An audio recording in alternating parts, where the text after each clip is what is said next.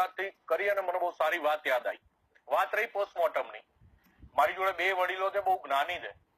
5 ડોક્ટરોની પેનલે પોસ્ટમોર્ટમ કર્યું, 37 ઈજાઓ બતાવી અને કોઝ ઓફ ડેથ એટલે મૃત્યુનું કારણ 5 ડોક્ટર ભેગા થઈ નક્કી નથી કરી શકતા.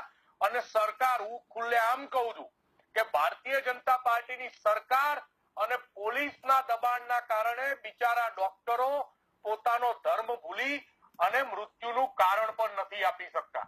બાકી 5 ડોક્ટરની પેનલ હોય ને ગુજરાતમાં એક કિસ્સો એવો નહીં હોય કે 5 ડોક્ટરની પેનલ ભેગી થઈ હોય અને મૃત્યુનું કારણ ના આપી શકે. જો મૃત્યુનું કારણ આપી દે તો સીધી પોલીસ અને સરકાર ફસાઈ જાય. એટલે સરકાર અને પોલીસે પોતાની વગ, પોતાની તાકાતનો દુરુપયોગ કરી ડોક્ટરોને દબાયા છે અને મૃત્યુના કારણમાં એવું કીધું છે કે FSL નો રિપોર્ટ આવે પછી અમે મૃત્યુનું કારણ કહીશું.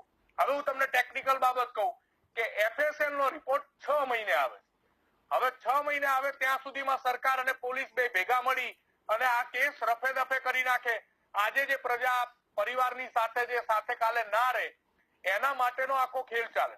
રહી વાત એમના પરિવારો સાથે વાતચીત, હું આજે મહેસાણા હતો, આજે એમના પરિવારજનો સાથે વાતચીત થઈ અને મને ખરેખર એમના પિતા અને એમના ભાઈની હિંમત ઉપર ગર્વ થાય છે કે પોતાના દીકરાની અને ભાઈની ડેથ બોડી પડી છે અને પરિવાર મક્કમતાથી, મર્દાનગીથી એક પણ આંસુ પાડ્યા વગર એમ કે છે કે તમે બધા લડો, મારા દીકરાની જ્યાં સુધી ફોજદારી ફરિયાદ દાખલ નહીં થાય અને આરોપીઓ નહીં પકડાય ત્યાં સુધી હું ડેથ બોડી નહીં સ્વીકારું અને અગ્નિ સંસ્કાર નહીં કરું. ખરેખર આ કોઈ પરિવારને ન્યાય માટે કરવું પડે એટલે સરકારે ડૂબી મરવું જોઈએ. સરકાર ભાજપની છે, કોંગ્રેસની છે એ વાત પછીની આવે છે, પણ કોઈ સરકારના રાજમાં એના વોટરે, એના નાગરિકે પોતાના દીકરાની લાશ લઈને બેહી રહેવું પડે હોસ્પિટલના કમ્પાઉન્ડમાં, આ સરકાર માટે ડૂબી મરવા જેવી અને બહુ જ શરમજનક અને નિંદનીય ઘટના છે. ખરેખર સરકારે હવે શરમ કરવાની જરૂર છે.